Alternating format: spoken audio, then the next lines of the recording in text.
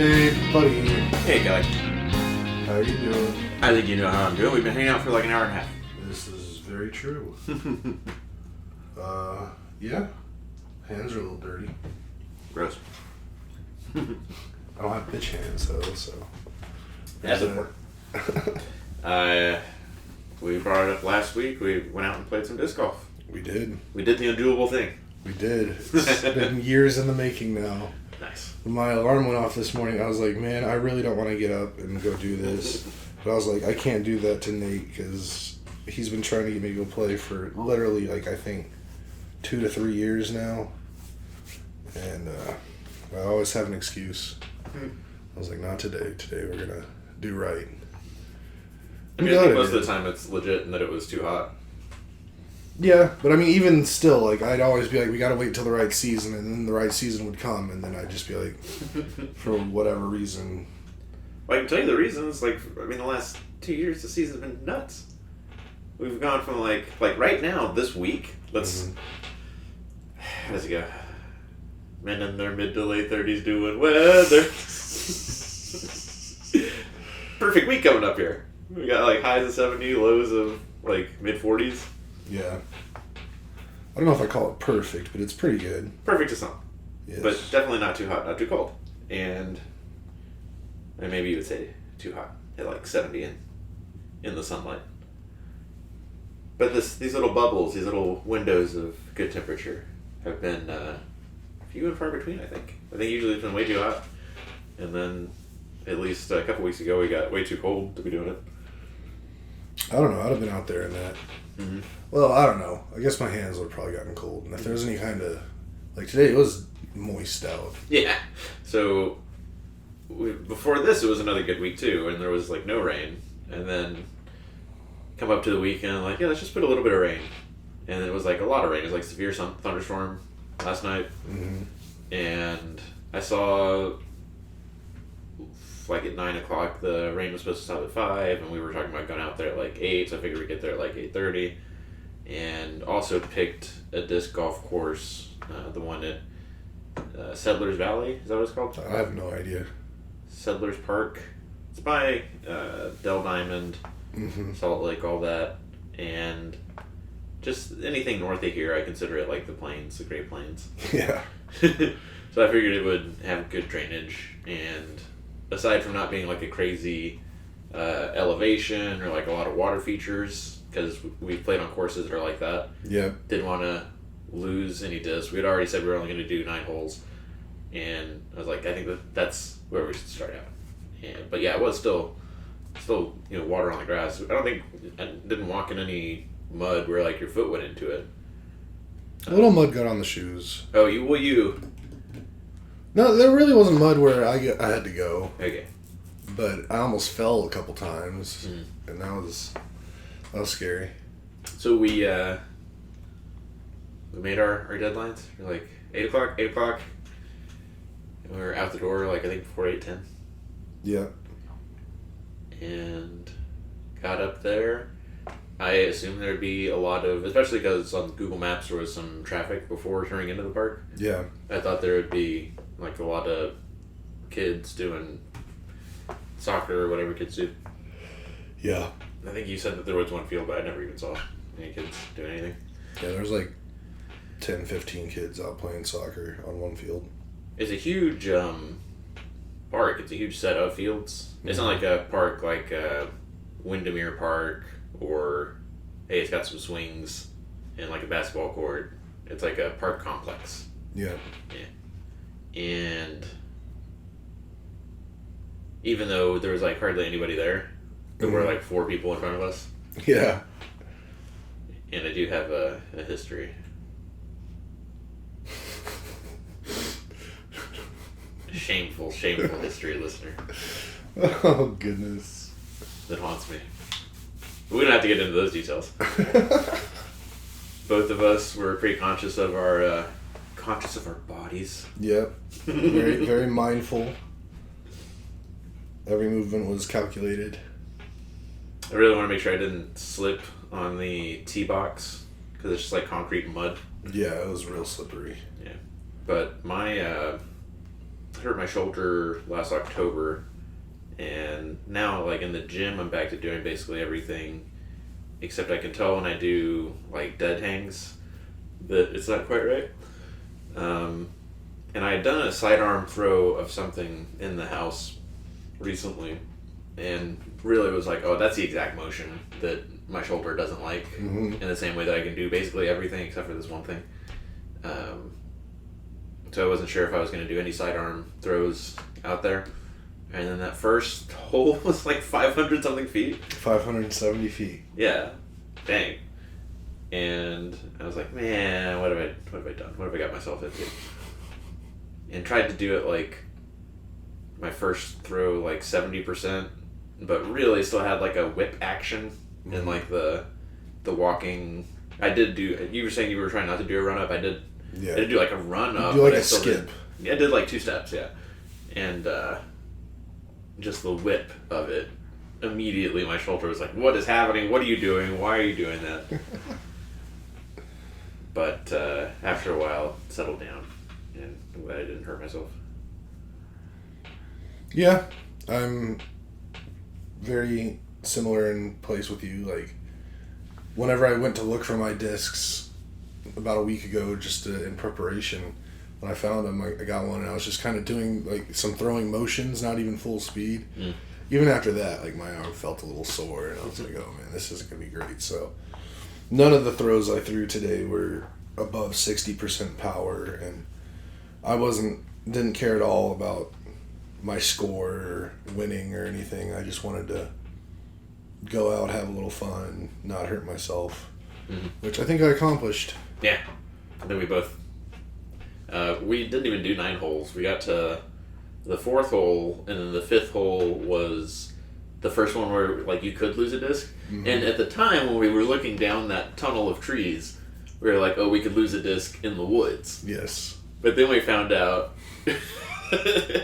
So this the 4 holes prior, some of them were longer, and there was some elevation, but nothing crazy at all. It was real simple, except that the 4th hole on the left side had like a huge ditch. Yeah.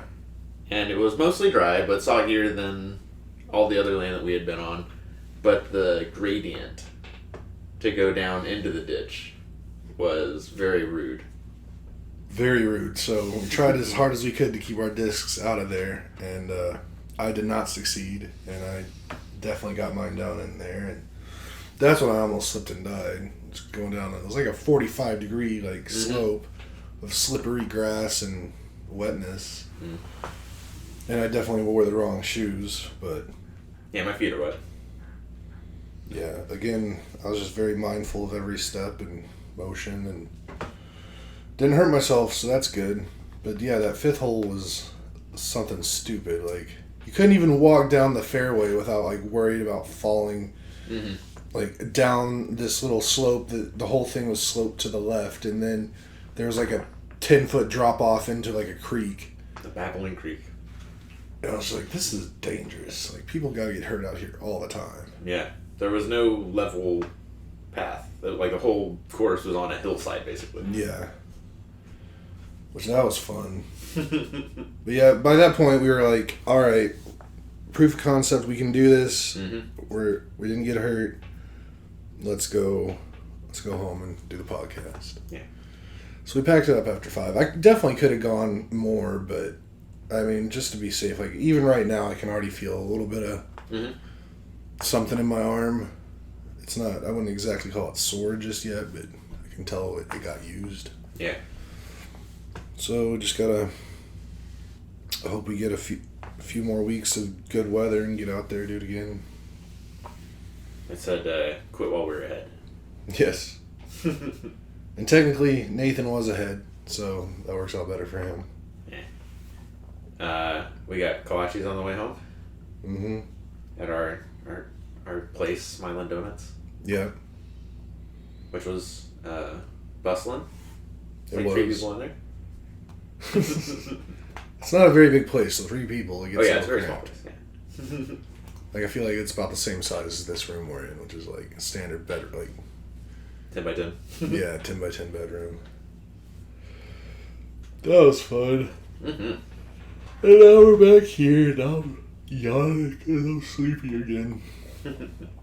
Last time I said I was going to make a brisket for the conference championships, and that if it came out well, I was going to do it for the Super Bowl, and it came out perfect. So I'm going to do a brisket for Super Bowl. Heck yeah. I guess it is time to start thinking about what I want to do for Super Bowl food. If there's a... Jeremy usually makes a chili con carne? No, queso con carne? Chili con queso. Yeah. He usually does that. But I might make like a... I don't know. I heard smoked queso is good. Oh, yeah. Pretty sure I've had smoked queso before. I don't remember where it was from. But yeah, that could be good. I do have... Jeez, I gotta stop yawning. We woke up extra early today. I do have the pizza steel I got about a year ago. I could maybe like make some homemade pizzas. Because those don't take long at all to make once you get everything prepped. But then that's feels like a lot of work. Is it just me and Ash that eat the deviled eggs? Yeah. Jeremy might eat one or two. Okay. But I'm definitely not a deviled egg kind of guy. Very well. I've just kind of been off eggs in general for a minute. Which is weird. It's like... people probably hear that and think similarly to how I think when someone's like, I don't like water. Like, how can you not like water? It's like a basic essential of life. Eggs are basically a basic essential of life. I think bread more so, but I get what you're saying. Yeah, I don't know. We'll come back to eggs. I mean, I still eat them from time to time, and I guess I still love like a really good like runny egg, like like a fried egg with a runny yolk. Those are still top tier.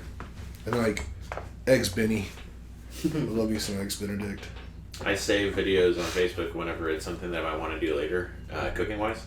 And literally the last one I saved was what was it? Chilaquiles Verdes, where it's like you make the chips and it used steak instead of chicken, but on top of all of it is two nice runny eggs. Mm-hmm. Yeah. Something special about runny eggs.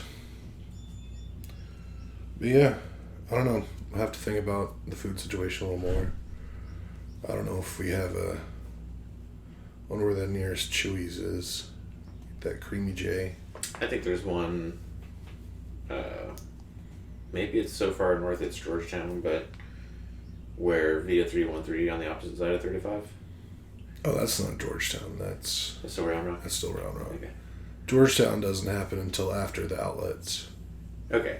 Yeah, Maze Street is what I'm thinking of. Oh yeah, that's the heart of Round Rock. Sweet. We, Pflugervillians don't know about these things. I don't know. I get up in that area quite a bit. There's a lot of good stuff up there. I've been getting there more recently. We had Via 313 delivered for New Year's, but I went up there to see a guy I used to work with. Went to Velvet Taco. Are you familiar? I am not. It's like a nicer Torchy's. Or at least that's what my buddy billed it as. But when I first heard Velvet Taco, I was like, that's definitely strong strip club vibe connotation. And I feel like that should be obvious to everyone. It was not until you said something. Well, you dirty motherfucker. There you go. Wow. But yeah, it's just a nice...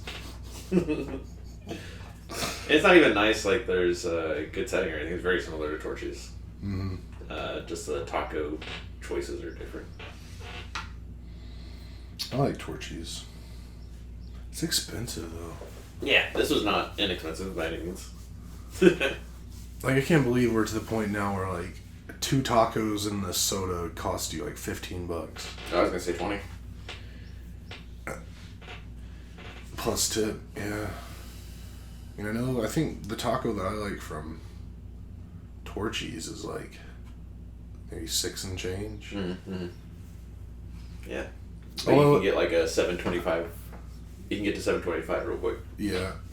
And then like chips and queso, like Mm-hmm. don't get me wrong, Torchy's queso is top tier. Like not a whole lot better than that, but it's ridiculously expensive. I remember I always used to get a half serving just to save a little bit because they still put way too many chips in there.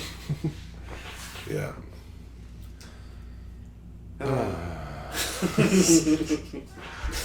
What else do I got here? So the outcome of the conference finals games. Kansas City played the Ravens. Oh, yeah. Lions played the 49ers. Yeah. This is like last week, so this is old news. Everybody's heard all the takes. Yeah. But for me, it was they were great games because either team could have won. Mm-hmm. The Lions led for 3 quarters until they didn't, and had opportunities at the end, and that was the talk of the town for the first 3 days. Was Dan Campbell should he get fired? I'm like, nobody's gonna fire Dan Campbell. They love him. The team loves him. The franchise, the ownership loves him. The city loves him. Bro, you got to the conference finals. Yeah. Like, how can you be mad at that? He's the safest of the safe. I think it means everything that Ben Johnson, the offensive coordinator, Mm-hmm. could have been a head coach in like at least 2 other franchises, and he was like running it back. Yep. Yeah, so I think that means everything to them as an organization, and certainly their faith in Dan Campbell. But great game, that one, and then that one I think was more a story of like the 49ers fighting their way back, Mm-hmm. and all credit to them. And then Dan Campbell gamble, but if it went the other way, we'd all be saying how smart he is and all that. That's something that I understand. But I think that's more a story of the 49ers kind of fighting their way back. The Ravens, Kansas City, I think that was Baltimore should have won that game. Yep. But rookies make rookie mistakes. Mm-hmm. And then I do think that there is something to the argument that Lamar Jackson personally failed in the moment. And for me, that looked like the last couple drives, Mm-hmm. throwing like 30 and 40-yard bombs. I felt like he was trying to video game it. That he was like, I can fix this. I can bring this back right here, right now. Boom, Yeah. boom, boom. And including to the point where like literally throwing it into triple coverage at one point. Yeah. To have an interception in the end zone. Yeah. So I think that they kind of gave that one away. More so than... I mean, Kansas City was also like putting that constant pressure. And I think if they were both putting on constant pressure and not making mistakes, that Baltimore would have won. Mm-hmm. But they're just doing mistakes. Yeah, I mean, both games turned out exactly how I thought they would. Yeah.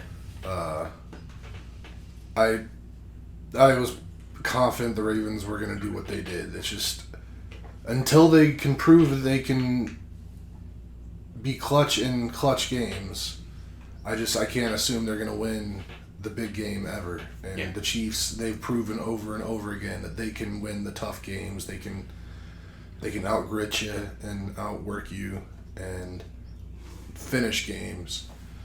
And yeah, I mean, the Ravens, that was all self-inflicted. Like if they played it doesn't have to be a perfect game, but like a 80% perfect game, they would have won. Yeah. But Lamar, I mean, I love the guy to death, but he's one of those quarterbacks that just can't ever seem to, like, it does great in the regular season and just craps out in postseason. I think when I think of other quarterbacks similar to that, I think Peyton Manning was very similar to that. Like, he always had amazing stats and regular season records, but you look at his postseason record and it's really not that good despite having 2 Super Bowls or whatever.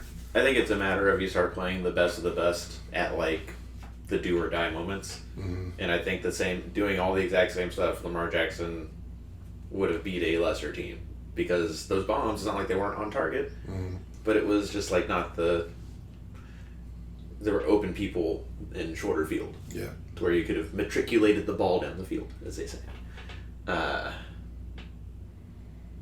Even similar, another quarterback kind of like that, and I hate to say it, but Dak, regular season, great stats, does well, but in the big games, like, just seems like he struggles to find a way to win. I do think it's not... because as soon as I think of the Dak example, I'm thinking of him, like, putting the ball on CeeDee Lamb over and over again, but the coverage just being better. Like, a good example of what I'm talking about in Kansas City, Baltimore game is when Zay Flowers got to the end zone, but L'Jarius Sneed, in the last 3 or 4 inches that he could have done it before the ball crossed the plane, knocks it out. And that turns into a touchback instead of a touchdown. And if that's any other team, that probably would have been a touchdown. Like, he wasn't fumbling it. It was because it was forced out of him. And, yeah, I think that's what happens when you're playing, like, the very best teams. Because Kansas City, not usually known for their defense, is known for their defense this year. Is obviously in the championship for a reason. But then also in, like, the highest stakes where... I know L'Jarius needed to be a good, like, fantasy option, but that told me everything that you need to know about him, like, as a person. That, like, he's not giving up on this play. And I'm sure everybody, like, I'm sure coaches love that in players, but, like, that stuck out to me of, like, that changed the game. Like, Baltimore, again, should have won that game. That would have been a touchdown. I don't forget how much they lost by, but that would have been huge for them, except for that, like, ultimate effort that you give when you're in, like, the last quarter of a AFC Championship game. Yep. Yep. Only one football game left, although we did get some Pro Bowl activities on Thursday, and we got more tomorrow, which I'm really enjoying these new Pro Bowl games that they're doing. It's a lot of fun. I like watching elite athletes doing silly games. Did you get McAfee this week and him interviewing Eli Manning and Peyton Manning on different days? I did not. That's like a special treat for us and people around our age that, well, I guess like us and a little bit older, because I think any younger than us, you would have missed it. But the Manning brothers rivalry and Peyton, all the records and all of that, but Eli, the better reputation. Yep. The hero of New York, where Peyton was like split between 2 franchises, and arguably most importantly, defeating Tom Brady in the Super Bowl twice. Mm-hmm. Do they both have 2 rings? Or does Eli have 3? I don't think Eli has 3. I think he only has the 2 that he won against Tom Brady. Yeah. We can look it up. But then, yeah, Peyton at least has 2. I think it was just for the longest time Eli had 2 and Peyton had 1, but then when Peyton went to the Broncos, he got that other one, but he barely even earned it because he was out for like half the season. But yeah, definitely looking forward to the shenanigans they're doing tomorrow. That'll be a fun afternoon of watching stuff. Yeah, they each got 2. And a lot of people say, between the games that Eli won in the Super Bowl, but then arguably more importantly, the games that Manning won that got Brady out of the playoffs in years where that happened, they're the only force stopping Tom Brady from getting ring after ring after ring after ring. Yeah. 2 brothers united in one cause. Takes 2 Mannings to take down 1 Brady. Dude. Just goes to show you Brady's the GOAT. Yeah, now Bill Belichick is no longer. There were like 6 head coaching spots and they've all been filled. Mm-hmm. So that forever answers the question, was it Brady or Belichick? Talk about that. Taylor Swift is going to the Super Bowl. Yeah, I feel bad for her, though. The amount she has to travel in a short time span. Like, she plays a show in Tokyo, like, the day before. and then it's gonna fly out. I've been seeing articles like there might not be space at the airport for Taylor's private plane, so that's just silly. Like, there's gotta be space for Taylor fucking Swift. Or like flying to LA and driving to Vegas, whatever. Oh, Taylor wouldn't do that. If anything, they just like fly into Vegas, drop her off in a car on the tarmac, and then the plane flies to like LA to go chill somewhere. Okay. And then come back. Yeah, you would know. I figured, I mean, I didn't see any problem with taking a limo or whatever. But, yeah, you could like land in LA and helicopter to Vegas fairly quickly. Oh, I don't want her in a helicopter. Those are too dangerous. But if just touching down and getting out and taking off is an option, then that's probably what she'd do. I mean, it has to be. Like, 1,000%, that's got to be an option. It's just the parking is like where you're going to keep it overnight was the problem, because all the riches are going to be up there with their private jets. It'll be fun to watch like the flight tracking of all the private jets like going into and leaving Las Vegas. Yeah. Yeah, that's such a pleb, you don't own a plane understanding of if she's going to get there or not. Mm-hmm. Like, buddy, it flies. You know? She doesn't have to fly the plane in and then, like, drive it around. You know? Just drop her off and take off again. Mm-hmm. Dummy.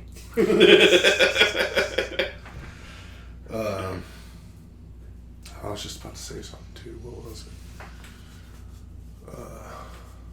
I don't know, something about airplanes. I don't know. It might come back to me, it might not. Well, I'm going to come back to Taylor Swift. Yeah. I think finally the dam of absurdity is broken on the Taylor Swift hate, in that, like, people in sports, people all over the political spectrum are going, like, she's only on, like, Colin Cowherd kind of distilled it to the people saying that she's too distracting. You're lying. You don't know what you're talking about, because she's literally only on the screen for like 30-ish seconds in a 3.5 hour broadcast. Mm-hmm. Like, that's not really what you're upset. You're just being told to be upset, so you're being upset, you moron. And that's, like, I like that data-driven approach too.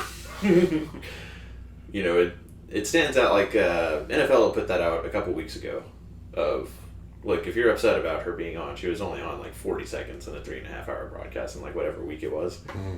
And then the next game that she was at, it sticks out like a sore thumb when you actually like just start counting like 1 Mississippi, 2 Mississippi, and you won't get to like 6 Mississippi. Like, they don't show her for more than like 5 seconds at a time. They might show her like 4 times. All right. Yeah. And so yeah, the people complaining and all that, it really is as good an example of any. If there's just tens of millions of people in this country that are just ready, willing, and able to be upset about anything that you could imagine, if the right people tell them to.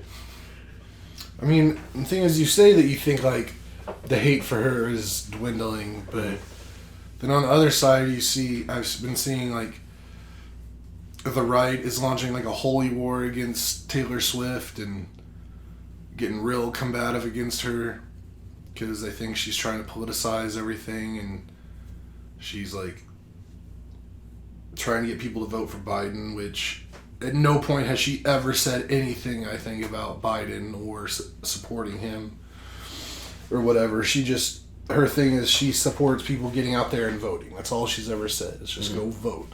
She don't think she's ever said who to vote for. She's just like, go do it. And now they're like thinking that everything's fixed and the NFL is going to make her win, so then she'll be able to get Biden to win, and it's going to be a whole thing. I don't know. The world is just absolutely batshit crazy right now, and I don't like it. We were talking about that a little bit when we were out doing the disc golf, and it's just... Can't handle it, man. You gotta put on the blinders. I don't think it's really as... I always account for what looks like crazy, this big display of behavior that, you know, call it crazy, call it angry, whatever.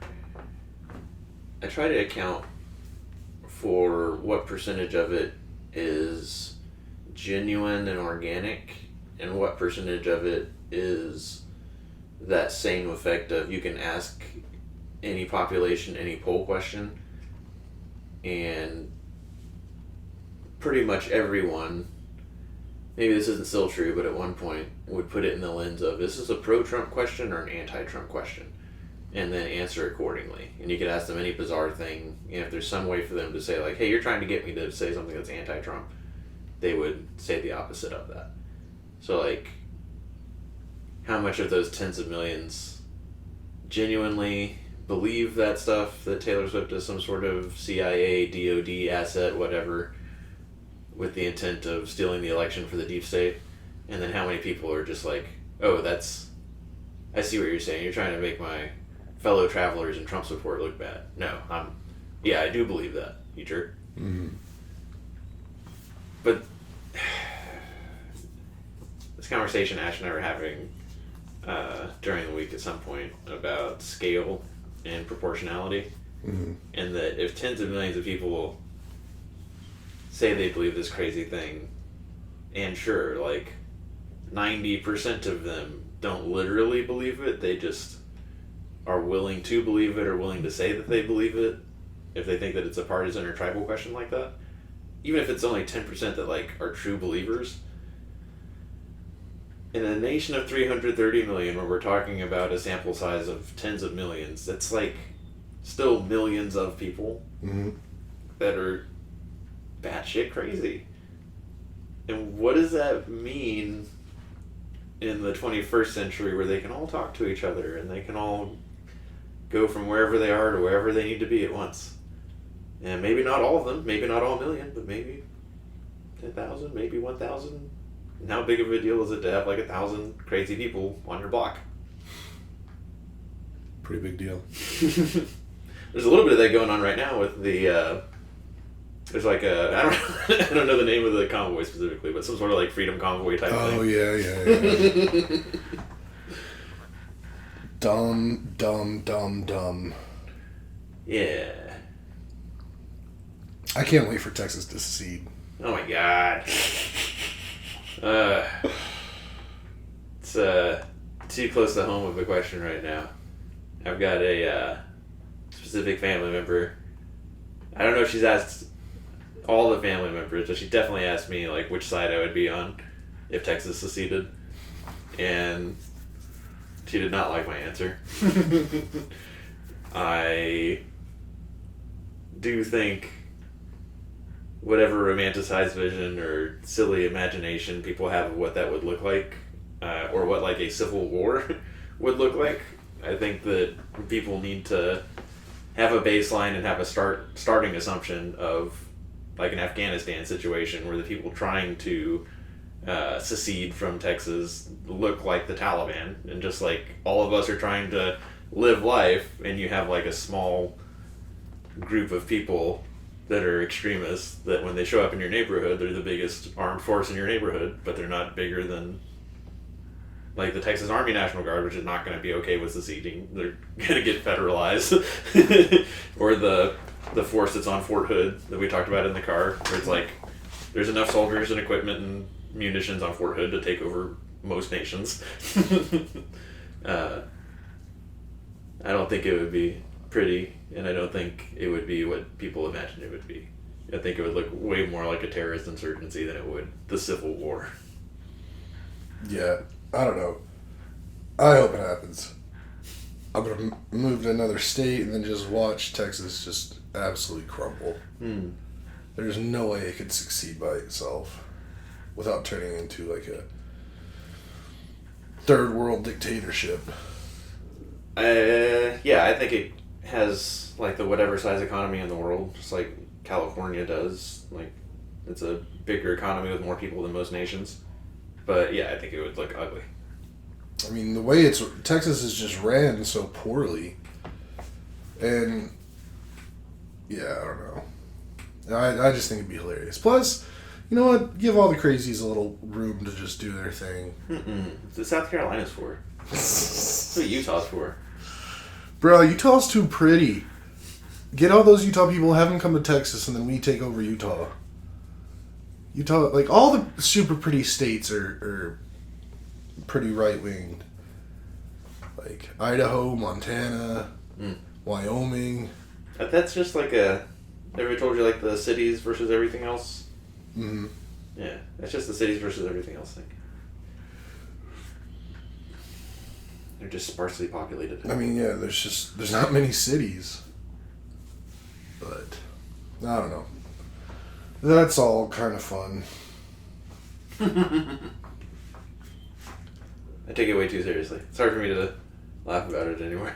I mean, all I can do is laugh. I mean, all I can do is laugh and just make sure I have enough ammo for my super liberal 45 caliber pistol, and just be ready to protect myself if needed. If some people try to bust up in my house, claim it as Texas's. Do you just go straight to family in Michigan first? No, because honestly, I think at least a little bit of them are kind of. They're not like super crazy gone, but I don't think they're exactly on my side of things. They're coming down as you're going up. Yeah, basically. We'll high five each other on the way. No, I don't think they're that bad. Plus, they actually have a lot of like Michigan pride. Yeah, They're real proud to be Michiganders. Wolverines. No, I'd probably try to go to Colorado. Mm-hmm. At least to start. But yeah, I don't know. Wherever. Maybe like we were talking about, maybe like other countries would start taking Texan refugees. Maybe like Ireland would take me. Oh yeah, you'd love that. I'd go stay in Ireland. Mm-hmm. Wild. What a wild world we live in, Nathan. Mm. It's always... History's a big thing. And I could see it both ways of lots of troubles have come and gone. There's nothing to worry about here.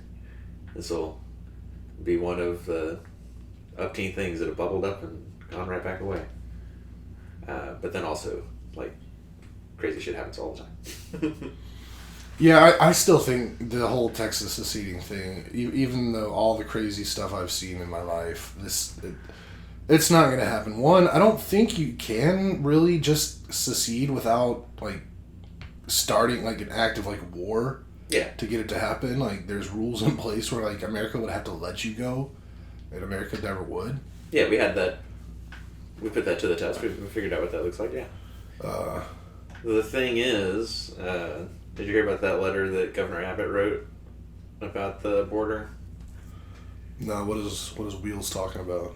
After the Supreme Court was like, all right, the Supreme Court of the United States, the SCOTUS, was like, all right, I mean, I don't know how much people know the backstory, but Texas National Guard has been doing a thing called Operation Lone Star for the last 2 years, where instead of just interdicting and handing people over to Border Patrol, the federal force, they've started like putting razor wire in the Rio Grande, or buoys with stuff in the Rio Grande, and then razor wire like right on the banks. Mm-hmm. And Border Patrol, I mean, this is even a little more complicated than this, but Border Patrol / US DOJ was like, that's not your lane. You know, immigration, national border is the federal, so take that down so Border Patrol can do what they need to do and get where they need to get, because that's, you know, do stuff to help Border Patrol, I guess, kind of like there are state-federal partnerships like that. Mm-hmm. But like trying to close the border and do some of the things you're doing are just, that's not your lane. That's for the Fed to do. And Texas was like, no, we're going to do what we want to do. And then the Supreme Court was like, okay, we looked at this, and yeah, that is definitely, you do need to take that down. This is the Supreme Court telling you, Texas, take down what the Border Patrol tells you to take down. Mm-hmm. And Abbott wrote a letter that was like I mean, it's actually a really important letter because it does mirror a lot of the language that the Confederate States said when they were seceding. Mm-hmm. As far as the federal government has these responsibilities and hasn't done them, so we're taking that upon ourselves to defend ourselves from invading force. So, I don't know. A lot of the language being thrown around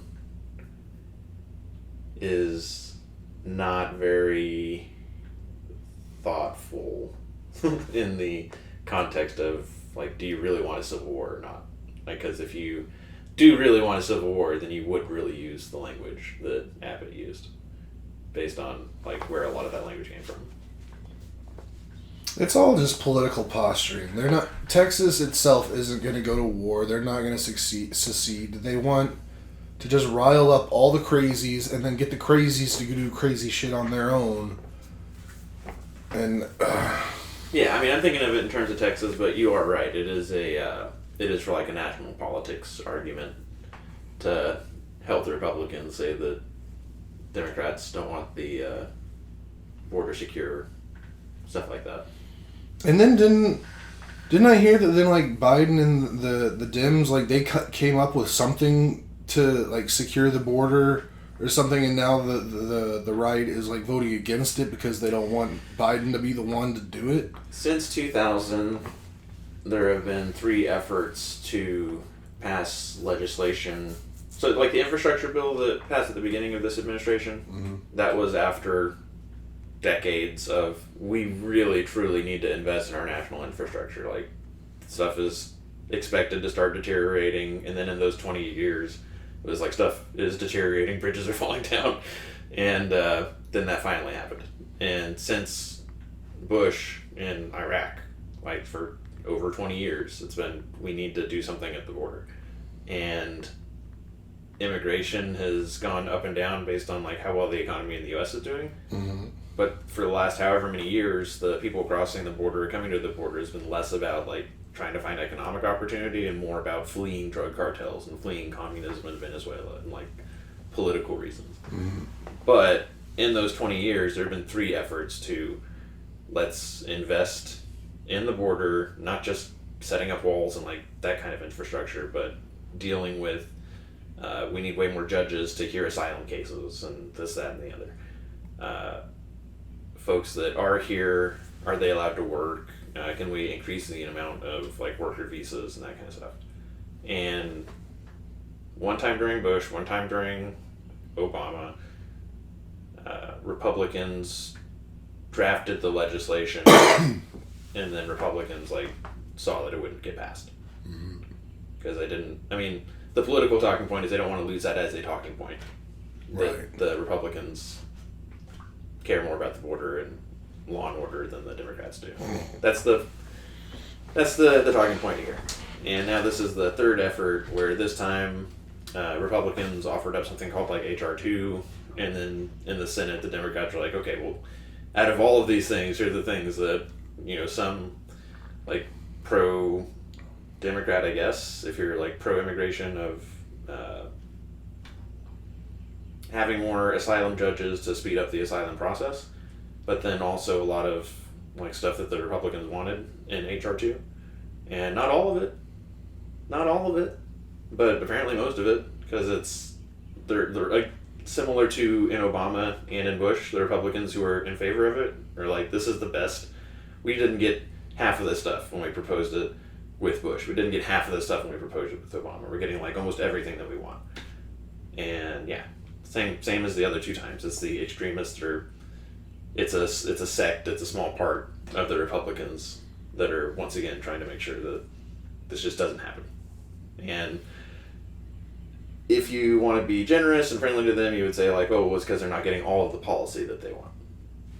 That happens all the time. You know, like, you don't get everything that you want, that you propose, either party. Yeah.